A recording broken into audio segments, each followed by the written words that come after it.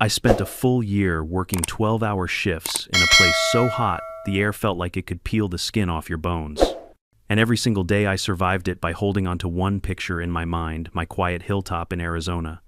8 acres of desert wind, open sky, and the stubborn little house I built with my own hands. No neighbors, no noise, and absolutely no HOA. So when I finally drove up that familiar dirt road, I thought I was dreaming, or hallucinating from the heat. Because standing on my land were 20 brand new luxury mansions, gleaming in the sun like a Scottsdale billboard. Fresh asphalt, stone gates, security cameras, manicured lawns.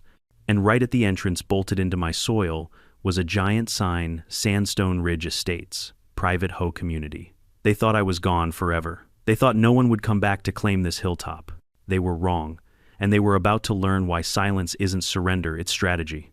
Before we dive in, let me know where you're watching from and what time it is, and don't forget to subscribe for more wild HOA stories. When I first stepped out of my truck, the heat rising off the pavement didn't feel like the old familiar desert warmth I remembered. It felt different, artificial, manufactured, like the kind that radiates off a newly paved HOA street laid by people who think nature is a nuisance to be covered instead of respected, and that's exactly what I was looking at. 20 immaculate houses lined a road that used to be nothing but dust and mesquite. Perfect little pastel boxes with matching tile roofs, each one cookie-cutter enough to make Stepford look rebellious. My land, my hilltop, had been carved into neat little HOA-approved parcels, every inch of it wearing perfume and makeup trying to hide the robbery underneath. I slammed my truck door harder than I meant to. The sound cracked through the desert air loud enough that a couple on the nearest porch looked up from their wine glasses. They stared at me, this sunburned, road-tired, dusty old man, as if I was the trespasser here. I knew that look. The "you don't belong here" look. A look I've seen from soldiers, contractors, bureaucrats, and now wine-sipping HOA newcomers. The man raised his eyebrows, smug and mildly annoyed. The woman lifted her fingers in a tiny patronizing wave. The kind reserved for stray dogs who got too close to the picnic table. I ignored them. My boots hit the asphalt, my old dirt road, each step heavier than the last. That's when I saw it. The sign on the stone entrance pillar. Bold, glossy, expensive. Sandstone Ridge Estates. Private HOA community. Members only, on my land. I ran my fingers along the sign. The metal was new, still warm from the welder's torch. Bolted into stone that hadn't existed here a year ago. They hadn't just built homes. They'd rewritten boundaries, invented a community out of thin air, and plastered over mine. As I stood there, the sound of heels clicking echoed behind me, sharp, confident, and fast, like someone who thought they owned the ground they walked on. I knew even before turning who I was about to meet. Every HOA story has a queen, and here she was. A woman in her 50s strutted down the pathway, tan linen suit, clipboard tucked under one arm, phone in the other. Hair carefully curled, sunglasses big enough to double as a riot shield, every step measured. Every gesture deliberate. The kind of woman who practiced her smile in the mirror because she didn't trust her real one. "Can I help you?" she asked, voice dripping with customer service poison, not welcoming, not curious, just irritated that reality had inconvenienced her schedule. "Yeah," I said. "You can tell me why there are 20 houses on my land." Her lips didn't move, her eyebrows didn't move. Her expression could have been carved from refrigerated butter. "Your land," she echoed, adjusting her sunglasses like she was trying to block out the sight of me. I jerked my thumb toward the ridge. "My house is up there. Been mine for 15 years. Check the county records if you need homework." She gave a polite little laugh. The kind that isn't laughter at all, just air expelled to signal superiority. "Oh, you must be looking for the HOA office. It's in the south unit behind the stone walkway." "No," I said, slow and steady. "I'm looking for an explanation." A flicker crossed her face, annoyance, not surprise. The same look a teacher gives when a kid asks a question she thought she'd already answered. "Well, she said this property was classified as transitional land after more than 12 months of non-occupancy. No utilities, no mail, no response to notices. Under county code, it was listed as available for provisional development, transitional land." I almost laughed. "I filed documentation with the county before I left," I said. "Travel notice, monitoring service, temporary absence, not abandonment." "We followed county procedure," she replied, smile sharpening. Stone Ridge Estates applied for emergency development authorization. Everything was approved by the book. By whose book? I shot back. By the county's, she answered, sounding pleased with herself. Then, like she was awarding herself points, she held out a perfectly manicured hand. Karen Holdridge, president of the Sandstone Ridge HOA. Welcome to the neighborhood, neighbor. I didn't shake her hand. I didn't say a word. Because in that moment I felt it. The switch. The shift. The thing inside me flipping from confusion to clarity. This wasn't a misunderstanding. This wasn't a clerical error. This was a takeover. I turned and walked back to my truck. Every step slow. Controlled. The way you walk when you know you're standing on a battlefield you didn't choose. Behind me, Karen stood watching, arms folded like a queen, confident her castle was safe. When I reached my truck door, I looked once more at the sign. Private HOA community. Members only. I muttered under my breath. Not anymore. Then I drove the perimeter road. My perimeter road slowly. The land felt different on the surface, but underneath it, was still mine. I knew every dip, every ridge, every stubborn patch of earth that refused to grow anything but cactus. You can rebrand land, you can pave it, you can decorate it, but you can't make it forget who it belongs to. By the time I reached the highway, the anger had cooled, hardened, focused. Everything I'd endured overseas, the heat, the discipline, the endless hours had given me a gift, the ability to stay calm when it mattered. This wasn't the time to shout, it was the time to prepare. That night I checked into a cheap roadside motel. Neon vacancy sign flickering like a dying firefly. I sat at the tiny table, pulled out every paper I'd ever saved, deed, plat map, purchase, records, tax receipts, service agreements, old papers, some yellowed, some crisp, all of it mine, all of it proof. The silence in that room wasn't peaceful. It was waiting. I stared at the deed under the lamplight, my name printed clean and firm, my signature below it. I'd always trusted that paper, believed it was a shield. A promise no one could break. But that was before someone forged new promises on top of mine. Someone had taken my absence and twisted it into opportunity. Someone had counted on me never coming back. I leaned back in the chair, the weight of it all settling onto my shoulders. Then I whispered the thought that had been building all day. This isn't over, not even close. I wasn't confused anymore. And I sure wasn't helpless. If the HOA wanted a fight written in paperwork, they were about to learn I'd been trained in far worse places than a county office, and the first battle would begin at sunrise. Sunrise in the Arizona desert doesn't come gently. It doesn't peek over the ridge or stretch its arms like some polite guest. It arrives all at once, blunt, bright, and unapologetic, which was fitting. Because I woke that morning with the same energy. I took one long breath of motel air, smelling faintly of old carpet and cigarettes. Someone lied about smoking, and gathered my papers. Today wasn't about yelling or marching into the HOA demanding justice. I sat at the tiny table, pulled out every paper I'd ever saved, deed, plat map, purchase, records, tax receipts, service agreements, old papers, some yellowed, some crisp, all of it mine, all of it proof. The silence in that room wasn't peaceful. It was waiting. I stared at the deed under the lamplight, my name printed clean and firm, my signature below it. I'd always trusted that paper. Believed it was a shield. A promise no one could break. Posters about recycling that nobody has followed since 2007, and behind the front counter sat exactly the person I expected. A young man in a faded county polo shirt, slumped like gravity, hated him personally. Morning, I said, setting my folder down. I need property files. Parcel registered under the name Riley Martin. He typed without looking at me, one finger at a time, then spun the monitor around casually. Yeah. We've got 2 files, he said. I blinked. 2. He nodded like someone announcing the weather. 1 original ownership record, and 1 transitional claim filed, looks like 9 months ago. Transitional claim. That phrase again. Like they were trying to soften the blow of theft by dressing it in bureaucratic baby clothes. Pull it up, I said. He opened the document. Right there on the screen was something that made my blood go thick. Statement of intent to vacate and forfeit. Signed supposedly by me. Except the signature looked like someone had traced my name while riding in the back of a moving bus. Worse, there was a cosigner line. Someone had signed the name Gerald Martin, my father, a man who had been dead for 7 years. My jaw locked so hard, it hurt. That's not my signature, I said quietly. The clerk shrugged, helpless. It went through, was processed, scanned, and verified by the notary. Leonard Pierce. I stared at him. Pierce had notarized plenty of things for me years ago. until he retired. 5 years ago. He's retired, I said. Has been for half a decade. The kid squinted. Huh. That's weird. Weird. That was his word for forgery fraud and impersonating a dead man. I leaned forward. Print every page, every timestamp, every metadata line, and give me the entire digital history chain. He hit print. The machine screamed like it didn't want to be part of this crime either. Page after page spat out, each one a fresh nail in someone's coffin. When I walked out, the sun hit me full in the face, but this time it didn't burn. It cleared my head. Someone had forged my name. Someone had signed my dead father's name.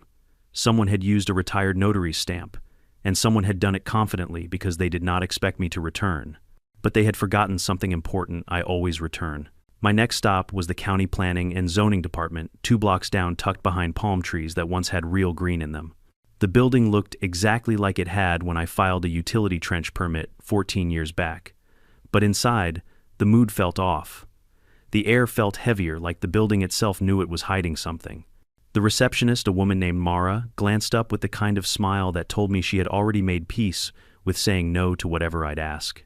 "Morning," I said, placing my stack of documents on the counter. "I need to review zoning permits issued for parcel 86091, filed under my name or under any provisional claimant." Her smile froze. "Parcel number again," she asked, typing. I repeated it. She typed. Screen flicker. Then her eyebrows twitched. "Oh, that parcel was part of a provisional authorization last year. Temporary administrative housing. Temporary housing on my hilltop, with 20 luxury mansions. That was like calling a Ferrari a budget commute car. I want the file," I said. She hesitated, then picked up the phone. "You'll want to speak to Supervisor Sharp. He approved that one." "Perfect," I said. "Is he in?" Her lips pressed thin. "He's on leave." "How long?" 3 weeks. The exact amount of time since I returned to the United States. "How convenient," I muttered. She looked uncomfortable. "I can request the file digitally," printed, I interrupted. "All of it. Every permit, every map, every approval, every signature." The printer whirred again. This time the pages were worse. Not only did Supervisor Sharp approve permits, but he did so on dates that made no sense. The first permit was stamped February 14th. But drone photos, which I'd see later, showed bulldozers breaking ground 3 months earlier.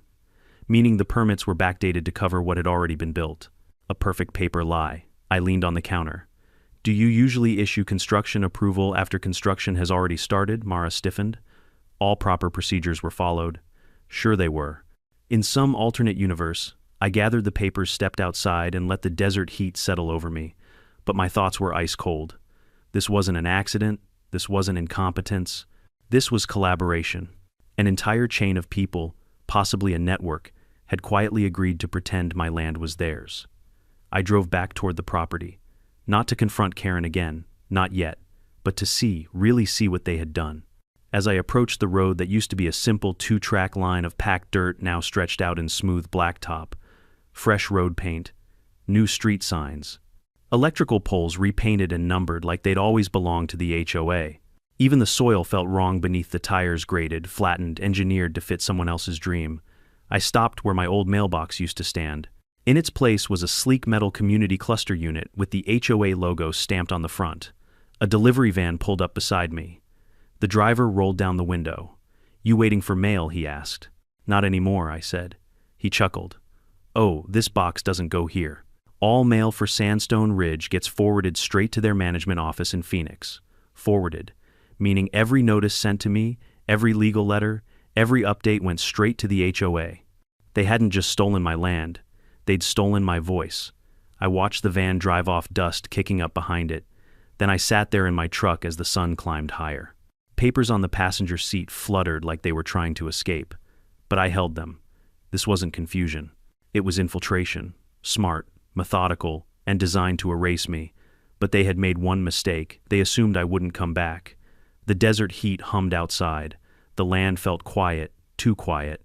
A quiet that used to comfort me. But now it felt like the pause before a storm.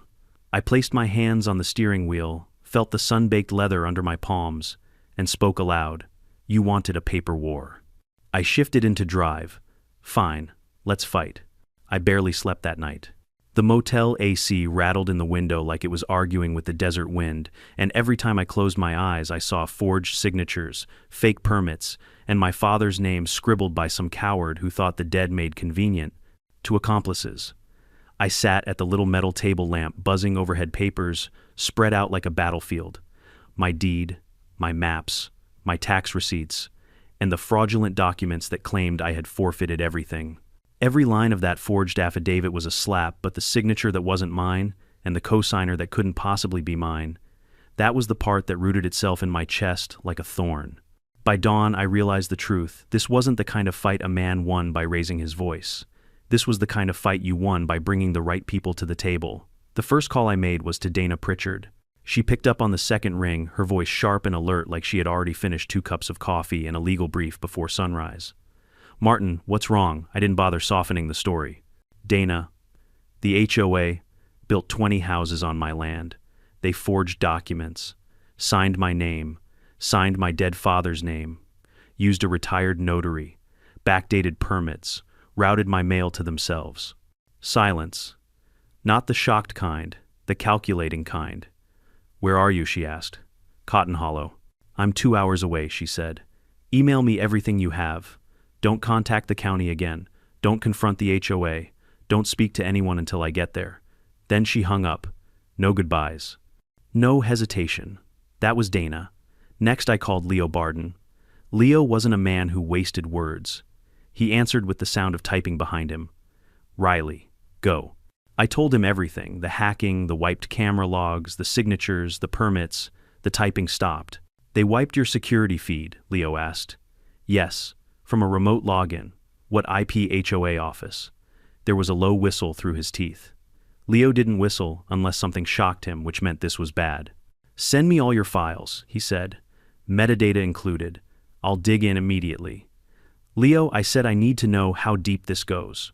All the way he replied and hung up. Finally, I called the one person who never tiptoed around corruption, Angela Dominguez. She answered on the first ring. "Martin, you alive for now. That bad worse." I explained the whole mess.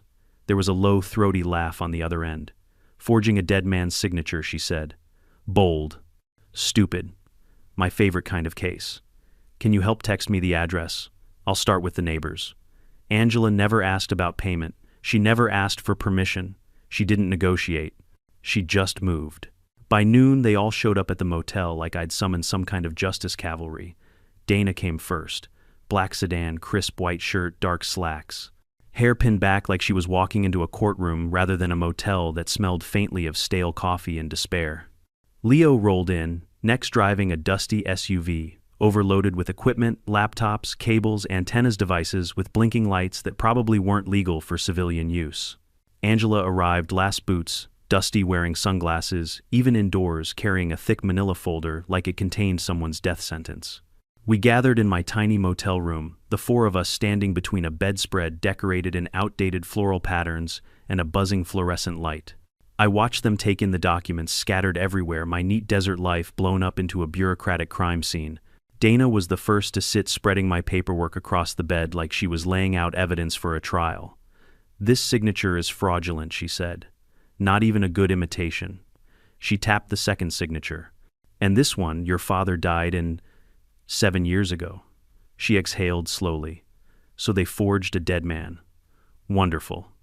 Leo sat cross-legged on the carpet, typing so fast I could barely see his hands. "Your security system was accessed remotely," he said, without looking up.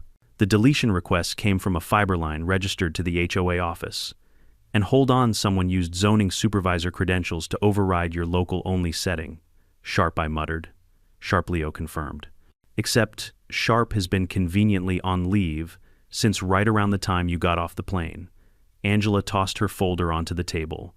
"I talked to a drone hobbyist," she said. "Guy likes photographing the valley. Dates and geotags, everything." She spread the photos out like playing cards. My land, empty, then marked with commercial stakes, then trenched, then bulldozed, then 20 frames rising, all months before the permit date. "This," Angela said, tapping the earliest photo, "is the smoking gun. They built long before they had any legal right to start." Dana nodded slowly. That means the entire development rests on fraudulent ground. The moment a judge sees this, the HOA is in trouble. Leo lifted his laptop. Also, found something. He turned it toward me. A memo. Short, direct, damning. Karen wants the Martin parcel ready for full site integration by Q2. Assume he won't be back. Board needs this done quietly.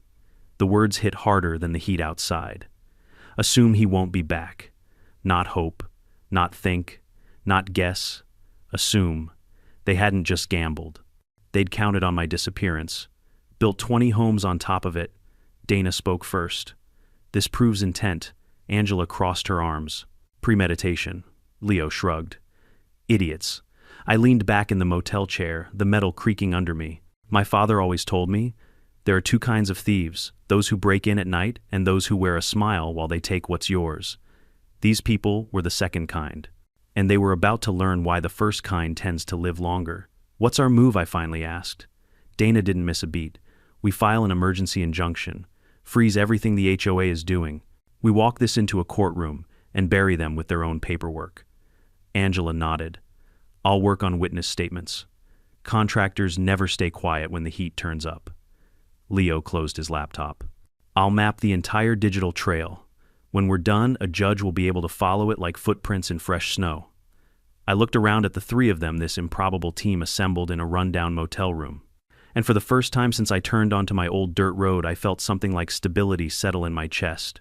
They thought I wouldn't come back, I said quietly. Dana smiled, sharp and cold. Well, surprise. Angela cracked her knuckles. Time to make them sweat. Leo simply said, let's make them regret ever touching your land. I nodded slowly. They built 20 homes on my hilltop. Dana tilted her head. Then we make them pay rent. 2 days later, I found myself walking into a mediation room that smelled like stale coffee, polished wood, and corporate arrogance, the sort of place where people pretend to solve problems they actually created. Dana walked beside me, calm and coiled like a snake that knew exactly when to strike. Leo carried a slim recording device stitched into the lining of his jacket. Angela stood near the back, arms crossed, scanning the room the way a former NYPD detective does when she expects trouble. Across the long conference table sat the entire HOA delegation, Karen perched like a queen bee in a tailored Navy suit. Her attorney, a slick man whose tie cost more than my first pickup truck, 2 board members I didn't recognize but instantly disliked, and Greg the dentist, whose face tried very hard to look stern but failed miserably. They all froze when we entered, not out of fear, out of annoyance. In their minds, I was supposed to be a harmless, confused old man who would show up alone, apologize for causing trouble, and quietly accept whatever crumbs they were willing to toss my way. Instead, I walked in with a legal strike team. The mediator, a woman with an overly gentle voice and the expression of someone who'd never experienced real conflict in her life, motioned us to sit. Let's try to resolve this calmly, she said, smiling as if we were here to negotiate over a parking ticket. We're all neighbors here. Karen gave me a smile so thin it could have sliced paper. I'm glad you could join us, Mr. Martin, she said sweetly. I hope today we can clarify this misunderstanding. I settled into my chair, leaning back like a man who had all the time in the world. Misunderstanding, I repeated. Is that what we're calling forgery these days? Karen's smile flickered. Her attorney cleared his throat, ready to interject, but Dana raised a hand slightly, barely a gesture, and he closed his mouth like someone had flipped his off switch. Mr. Martin, Karen said, still holding on to that brittle smile, if you had kept your mailing address updated, none of this would have happened. We sent numerous notices to yourselves, Dana cut in. Every piece of mail for this property was forwarded to your management office. That isn't accidental. That's obstruction. Karen's face hardened for a fraction of a second before sliding back into professionalism. We followed county procedure. Interesting, Dana replied smoothly. Because the county disagrees. Karen shifted in her seat. Her lawyer leaned forward, prepared with a stack of talking points, no doubt rehearsed. The HOA acted in good faith under emergency development authorization. The land appeared abandoned, I laughed. Loud enough that it startled the mediator. Appeared abandoned, I repeated. That what you call 30 years of my work, my home, my property. Karen's eyes narrowed, but she kept quiet. Dana placed her tablet on the table and tapped a document. Before we move forward, I'd like clarification on one detail. Your affidavit claiming the land was forfeited, who notarized it? Karen didn't hesitate. A contracted notary service we use for digital filings? Standard practice. Leo looked up from the corner of the room, expression blank as stone. He was already recording. Dana's tone remained soft and controlled. "You're certain it was a legitimate notary?" "Yes," Karen said immediately. Because Dana continued the name on the affidavit as a man who's been retired for 5 years, and he testified that he never notarized anything for you. Karen blinked. Just once. But it was enough. Her attorney began flipping through his papers, suddenly frantic. "That's impossible," he muttered. "Our service handles what Dana asked.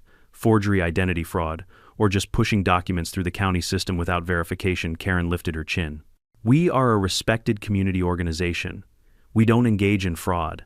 Leo finally spoke from his corner. His voice was quiet, but the room tilted toward him anyway.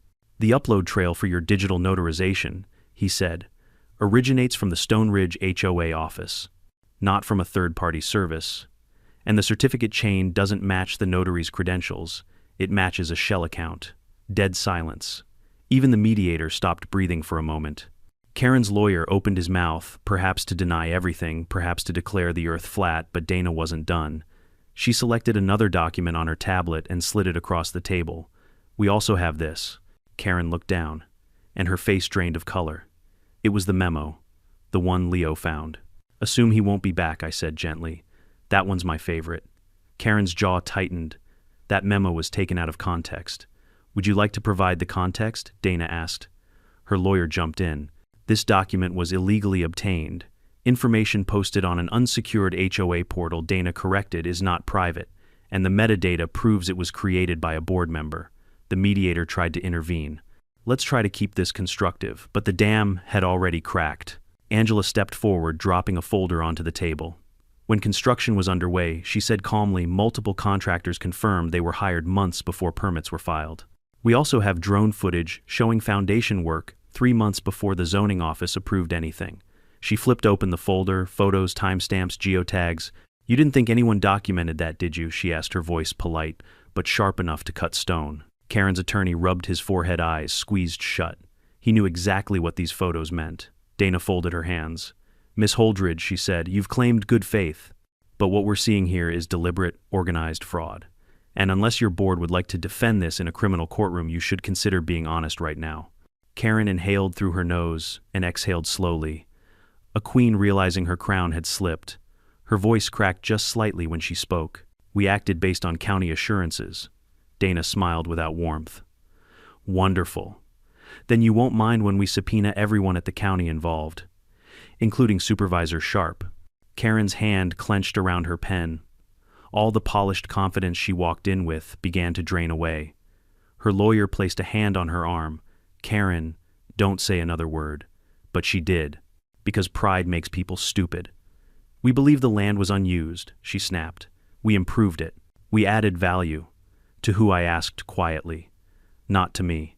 Her mouth opened, closed. Her eyes flashed with something between rage and panic. She was unraveling thread by thread. And then she made the biggest mistake of all. She leaned forward and said, "The community needed these homes.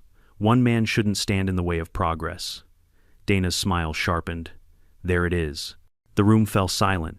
Leo ended the recording with a soft click. The mediator eventually cleared her throat and muttered something about a 10-minute recess, but nobody moved right away. They all knew what had just happened. Karen had admitted motive. She had admitted the mindset behind the fraud. She had admitted the intent to take my land, the 3 pillars of any conspiracy case. As we stood to leave the table, Angela whispered in my ear, "They're rattled. Next time they'll break." I glanced back at Karen. She wasn't looking at me anymore. She was staring at the memo in front of her like she wished she could set it on fire with her eyes. For the first time since I'd returned home, I felt like the land itself breathed easier, like it knew someone was finally fighting for it. And I promised it silently that I wasn't stopping until every lie these people built was reduced to dust. The courthouse in Cotton Hollow wasn't grand. It wasn't marble columns and echoing halls. It was a sun-baked, sand-colored building with faded flags and creaky benches, exactly the kind of place where local drama usually meant fence disputes or someone's goat wandering into someone else's cucumber patch. But that day, the place buzzed like a disturbed beehive. Reporters lined the steps. Neighbors whispered on the sidewalk. Even people who had no clue who I was had shown up, eager to witness what they were already calling the HOA showdown. I walked in with Dana first. Leo and Angela followed behind, each carrying folders thick enough to suffocate a liar at 20 paces. Inside the hearing room, Karen sat stiffly at the defendant's table. She wore another corporate suit, this one darker, sharper, as if she believed dressing like a CEO would make the truth behave differently. Her lawyer sat beside her, flipping through papers so aggressively he looked like he was trying to start a fire with friction alone. When Judge Evelyn Harper entered, the room went still. Harper was in her late 60s, silver hair, pulled tight glasses, perched low voice strong enough to quiet a bar fight just by clearing her throat, the kind of judge who didn't tolerate theatrics, which was ironic considering the circus that was about to unfold in her courtroom. She looked out over the room then at me. "Mr. Martin," she said. "Miss Pritchard, proceed." Dana rose with the calm of a surgeon who had already rehearsed the operation. "Your Honor," she began, "we intend to demonstrate that the 20 homes constructed on Mr. Martin's land were built through a coordinated effort involving forged documents, falsified permits, unauthorized digital activity, and deliberate attempts to obstruct communication with the rightful owner." She spoke clearly, each word a nail hitting wood. Across the room, Karen's lawyer rolled his eyes. "Bad move," the judge noticed. Dana called her first witness, a young clerk from the county records office. He walked nervously to the stand and swore in. She handed him the fraudulent affidavit. "Is this the document filed under my client's parcel?" she asked. "Yes," he replied. "Is this Mr. Martin's signature?" "No, ma'am." "Is the co-signer Mr. Gerald Martin alive?" He swallowed. "No. Records show he passed 7 years ago," the courtroom murmured. Someone in the back whispered, "Oh, hell." Judge Harper banged her gavel once. "Order." Next came the retired notary Leonard Pierce. He looked like an old hound dog with kind eyes and too many years spent signing other people's problems. "Mr. Pierce," Dana said, "did you notarize this affidavit?" "No, ma'am," he answered. "I haven't notarized anything since 2018. "Would you say this is your seal?" He shook his head. "That's a copy. Someone scanned my old stamp." Another wave of murmurs. The judge leaned slightly forward, not in shock but in confirmation. She already suspected this case would be dirty. Now she knew. Karen's lawyer objected, claiming the notary might be misremembering. Harper stared at him over her glasses like he had just handed her a live rattlesnake. "Overruled," she said sharply. "Sit down, counsel." Then came Leo. If the clerk and notary were the warm-up act, Leo was the showstopper. He took the stand wearing a neutral expression, as if he weren't about to dismantle the HOA's entire digital infrastructure with a few sentences. "Mr. Barden," Dana said, "you examined Mr. Martin's home security system." "Yes." "What did you find?" 6 months of footage were deleted. How remote login? From where he slid a printout across the table. From an IP block registered to the Stone Ridge HOA administrative office. Even I felt the room inhale. "And the authorization credentials?" Dana asked. "Linked to a zoning supervisor's login." "Supervisor Sharp," Dana added. Leo nodded. "Correct." Karen's lawyer leapt up. "This is circumstantial." Leo tilted his head slowly, almost pityingly. "Sir," he said, "when someone hacks into a system, erases footage, uses stolen credentials, and the trail leads directly to their office, it stops being circumstantial." The judge's pen paused mid-note. The jury of onlookers, because that's what they felt like, hung on to every word. But nothing prepared the room for the next witness. Angela. She stepped up to the stand boots, clicking a folder under one arm. She didn't look like a detective trying to impress anyone. She looked like a woman who had spent decades coaxing confessions from hardened criminals. Dana approached. "Miss Dominguez, you investigated the construction timeline I did. What did you find?" Angela opened her folder, not dramatically, just factually, and laid out photo after photo. Drone shots, foundation trenches, bulldozers, lumber deliveries, frames rising under the desert sun, all months before the permit date. "In your expert opinion," Dana asked, "was this construction lawful?" "No," Angela said. "This was a planned land grab." Karen's attorney erupted. "Objection, speculation." Angela didn't blink. "It's not speculation when the evidence is this clear." The judge motioned for Dana to continue. "Proceed." Dana walked to the judge's bench, placed a printed memo into evidence, and said, "Your Honor, this document was recovered from the HOA's internal system." Judge Harper lifted the paper. "This says, assume he won't be back." Karen visibly flinched. The judge looked at her over the rim of her glasses.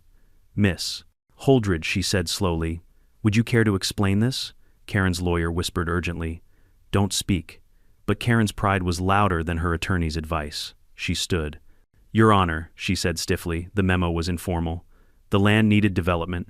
We believed Mr. Martin had abandoned." Dana sliced the air with one word, intent. Karen froze. Dana stepped forward, voice quiet but lethal. You believed Mr. Martin wouldn't return. You believed you had the right to build on land you didn't own. You believed the permits could be falsified without consequence. That is intent, Miss Holdridge. Judge Harper raised a hand. Enough. The courtroom fell into absolute silence.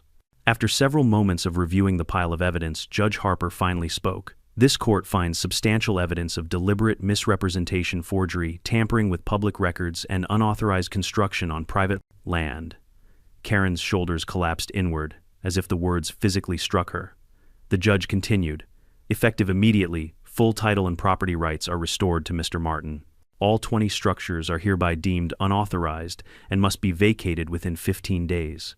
A gasp rippled through the room. In addition, she added, this matter will be forwarded to the district attorney for criminal investigation. Karen's lawyer's folder slid from his hands and hit the floor with a soft thud. Then the double doors at the back opened. 2 sheriff's deputies walked in. They approached Karen. Miss Holdridge, one said, you are under arrest for suspected fraud, perjury, and conspiracy. The handcuffs clicked a sound sharper than any gavel strike I'd ever heard. Karen stared at me as they led her out. No rage, no smugness, just disbelief. Like she still didn't understand how the world she built on lies had collapsed so quickly. When the doors closed behind her, the entire courtroom exhaled. Dana leaned toward me. That, she whispered, was the beginning, not the end. And I believed her, because the storm wasn't over yet. But at least now, it was moving in the right direction. If you've never seen an entire HOA collapse in real time, let me tell you, it's not quiet. The days following the hearing were a blur of headlines, phone calls, and neighbors suddenly remembering they always suspected something was off. Reporters hovered outside the courthouse like vultures waiting for the next carcass to drop. Cameras pointed at me whenever I walked out. Microphones shoved forward with questions like, how does it feel to win? Do you plan to sue for damages? Is it true the HOA president forged your father's signature? I didn't answer most of them. Not out of spite, just exhaustion. The truth wears you down even when it's on your side. Dana handled most of the press. Leo stayed in the background quietly pulling more threads from the HOA's digital mess. And Angela spent her time interviewing contractors, neighbors, and former board members who suddenly discovered a powerful urge to confess now that Karen wasn't around to intimidate them. Meanwhile, I spent my days on the land, my land. I walked those dusty trails, ran my fingers along the old mesquite trees, and let the silence soak into me like water into dry soil. But 20 mansions sat there, 2 bright, polished reminders of what almost happened. Demolish them, one neighbor suggested when he drove by. Make a statement. Maybe it would have felt satisfying, maybe for 5 minutes. But then I'd be standing on a barren ridge with 20 piles of rubble and nothing else. The land wanted healing, not fire. On the 5th morning after the hearing, I got the call from Dana. The district attorney filed charges, she said. All of them. Against who? Karen, her lawyer, the zoning supervisor, 2 board members, and 1 contractor who got too greedy. They have enough to move forward. I felt a weight lift off my chest, one I didn't even realize I'd been carrying. What happens next? I asked. Now, she said. Now you rebuild. The law will handle the rest. That afternoon, Leo stopped by the motel with his laptop. You should see this, he said. He pulled up a folder, dozens of documents, internal emails, HOA meeting, transcripts, financial records, all of it collected from their unsecured network. What is all this? I asked. Their undoing, Leo replied. One email from a board member read, we need those homes up quick. Investors already paid deposits. Another said, don't worry about the owner. The county handled it. And the worst one from Karen herself, Martin's just some old desert hermit. He'll never come back. Leo looked at me. People like this always trip over their belief that no one's watching. Later that evening, Angela arrived carrying a stack of typed witness statements. People are ready to talk, she said. Turns out half the contractors hated working under the HOA. They'll testify that Karen pressured them to skip inspections and start early. I raised an eyebrow. Why speak now? Angela smirked. Because they smelled blood in the water. When you push a community too far, even the quiet ones find their voices. The next morning I went back to the ridge alone. The sun hadn't fully risen yet, and the sky was a pale wash of pink and gold. I stood at the edge of the old property line, the place where my grandfather once told me, land remembers who cares for it. He was right. It remembered. Even under the mansions. Even under the fresh pavement. The ridge still felt like mine. As I stood there breathing in the morning air, a truck pulled up behind me. It was a local builder, Tommy Bates, a man who'd known my family for generations. He stepped out dusting off his jeans. Heard what happened. "Damn, shame what they did." "Yeah," I said. "But it's done now." He shook his head. "No, sir. Now it's time to rebuild. You want help fixing your fences?" I did. Tommy brought 5 of his workers that same afternoon. Together we tore down the HOA's custom metal gates and replaced them with honest wood posts, thick, rough, desert-worn. The sound of hammering felt like reclaiming a heartbeat. "While we worked," Tommy said, "you know you could make something out of those houses. Turn a bad memory into a living." I paused. The idea had been sitting in my head for days. "What would you do with 20 empty mansions?" I asked. Tommy chuckled. "Rent them out. Folks love a good story. And yours hell people will pay just to take a selfie in front of the house the HOA stole." That night I walked through each home. They were beautiful in an artificial way, shiny counters, sterile tile floors, walls untouched by weather or time. They didn't belong to the desert, they belonged to an HOA brochure. So I changed that. For the next several weeks, I hired local carpenters, plasterworkers, and craftsmen to restore every house. We ripped out the generic finishes, replaced them with reclaimed pine adobe-style textures, desert stone. We installed wide porches facing the canyon. We let the land breathe into the walls. Each home became a blend of desert soul and modern comfort, something the HOA never understood. Word spread fast. People wanted to visit, to stay, to hear the story firsthand. The booking requests poured in before I even finished renovating the first 10. But the real victory came 2 months later when I finalized a surprising deal. The HOA, what remained of it, agreed to pay me monthly rent for the use of the community's shared facilities. They'd built the clubhouse, the fitness center, the pool. It was either that or see their investments rot. They chose rent. The irony wasn't lost on me. The same people who tried to erase me were now helping fund my retirement. One evening, as the sun dipped behind the canyon, I walked the ridge with a cup of coffee. The light turned the desert gold, and for the first time in over a year, I felt peace, true peace, settle inside me. A car drove up the road. A couple stepped out, middle-aged, polite, carrying a camera. "Are you the owner?" the man asked. "Sure am. They say this is where the HOA tried to steal your land," I smiled. "That's right. And now you rent the houses to tourists," the woman said, eyes wide. "Yup, and the HOA pays me rent too," they laughed, amazed. Before they left, the man shook my hand. "Honest question," he said. "Was it worth fighting this hard?" I looked out at the land, my land breathing easy again under the open sky. "Oh, absolutely," I said. "Because the moment you stop defending what's yours, someone else will claim it." As they drove away, the wind picked up, carrying the scent of sage and warm stone. The quiet settled again, the same quiet I'd been chasing since the day I stepped on that plane. And for the first time since everything began, the silence didn't feel stolen. It felt earned. It took months for the dust to settle, literally and figuratively. Arizona storms have a way of blowing grit into every crack and crevice, and so did the fallout from the HOA's collapse. Even after the judge's ruling, even after the arrests, even after the headlines cooled down, I still woke some mornings unsure whether all of it had truly happened. Some part of me expected to walk outside and see those forged signs back on my land. Stone Ridge Estates. Members only. But no, they were gone. Hauled away like trash. What remained was mine. Yet the land still carried the echo of everything that happened. You can't tear down 20 mansions, 20 lies without leaving behind a few ghosts. But I didn't want ghosts. I wanted purpose.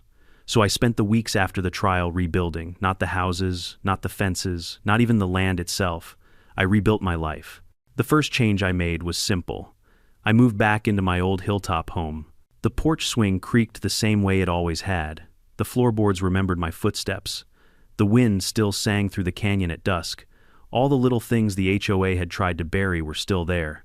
And as I settled in, something unexpected happened. The locals came. Not out of curiosity, but out of respect. Old ranchers, young couples, even construction workers who'd helped build the HOA mansions showed up with their heads low, offering their hands. One man, a contractor with sunburned cheeks and eyes red from guilt, stood on my porch and said, "Sir, Karen told us the land was cleared. She said the owner had sold it and moved overseas. We wouldn't have touched a single rock if we'd known the truth." I believed him. Most people aren't villains, they're just misled. I shook his hand and said, "Help me rebuild it right," and he did. The next weeks turned into a kind of pilgrimage. Workers spread out across the ridge, tearing down HOA fences, removing metal stakes, cutting away the artificial landscaping the HOA had forced into the desert. The land began to breathe again. Small tufts of sage returned. Earth cracked open under fresh sun. Coyotes prowled the edges again, curious but cautious. It felt right, but the biggest transformation was still ahead. The mansions, those 20 spotless, soulless homes, were no longer symbols of theft. They were opportunities. I approached them one by one. Some still had furniture left behind, the kind realtors use to trick buyers into imagining a life that doesn't exist. Others were stripped bare, echoing with emptiness. But all of them stood solid, sturdy, built by people who had no idea they were building on my land. I knew exactly what to do with them. When you fight a war of paperwork, there are no burning towers, no dramatic explosions. You don't get the satisfaction of watching an enemy fortress crumble. What you get instead is ownership, quiet, lawful, undeniable, and what you do with that ownership says everything about who you are. I wasn't going to destroy what they built. I was going to transform it. By midsummer, all 20 homes had been renovated desert style. Adobe touches, reclaimed wood beams, stone fireplaces, wide porches with views stretching across the valley. I hired every honest local craftsman I could find, and together we turned a crime scene into something rooted and beautiful. And people came. Tourists, writers, photographers, veterans seeking solitude, families wanting someplace honest to stay. The place filled up faster than any of us expected. One evening, as the sun dipped behind the ridge and painted the sky with gold, I stood on my porch with a cup of strong coffee. The lights of the 20 homes flickered across the valley, like small fires, warm, alive, peaceful. I was halfway through my drink when a sheriff's SUV rolled up. Deputy Clark stepped out, a tall man with a mustache that probably had its own zip code. "Evening, Mr. Martin," he said. "Evening, Clark." He handed me a thick envelope. Latest update from the district attorney. I opened it slowly, scanning the first few lines. Clark watched my expression shift. "Good news?" he asked. "For me, yeah," I said. "Bad news for them. The charges were finalized. Karen, Sharp, Greg the dentist, 2 board members, 1 contractor who tried a little too hard to impress the wrong people, forgery, fraud, conspiracy, tampering with public records, abuse of zoning authority. Some would serve jail time. Others would face heavy fines and permanent bans from serving on any HOA board ever again." Clark nodded. "Justice took its sweet time," he said, "but it got there." "It always does," I replied, "if you push hard enough." After he left, I walked back to the porch railing and looked out over the ridge. A soft wind rustled the sage. Crickets started their nightly chorus. The lights from the newly restored houses twinkled like they were finally part of the land instead of intruders. It struck me then, quiet and slow, that everything they tried to take had become the foundation for something better. What you get instead is ownership, quiet, lawful, undeniable, and what you do with that ownership says everything about who you are. I wasn't going to destroy what they built. I was going to transform it. By midsummer, all 20 homes had been renovated desert style. Adobe touches, reclaimed wood beams, stone fireplaces, wide porches with views stretching across the valley. They'd rented one of the houses for the weekend and wanted to see the view from my porch. The man asked, "Is it true? The whole HOA tried to steal this place from you?" I nodded. He shook his head in disbelief. "And now," the woman said with a smile, "they pay you rent." "That's right." She glanced at the sunset, at the home I built, at the land, breathing under the open sky. "And you didn't give up?" "No," I said simply. "Because silence isn't surrender. It's strategy." They stayed for a while, watching the light fade. Then they thanked me and walked back downhill, their flashlights bobbing like fireflies. When they disappeared from view, I sat alone again, just me, the desert wind, and the hum of the land settling into night. As the last colors bled from the horizon, I closed my eyes and let the quiet wrap around me. Not the stolen quiet I'd found months ago, not the angry quiet after betrayal, but the true quiet, the sound of a place that finally remembered who it belonged to. And I whispered the same words I'd said when this all began. "I'm home." Because if you wait long enough, if you persist long enough, if you believe in what's right long enough, justice finds its way home. If this story moved, you leave a comment about what part resonated most, and don't forget to subscribe for more real HOA stories that remind us why standing up matters.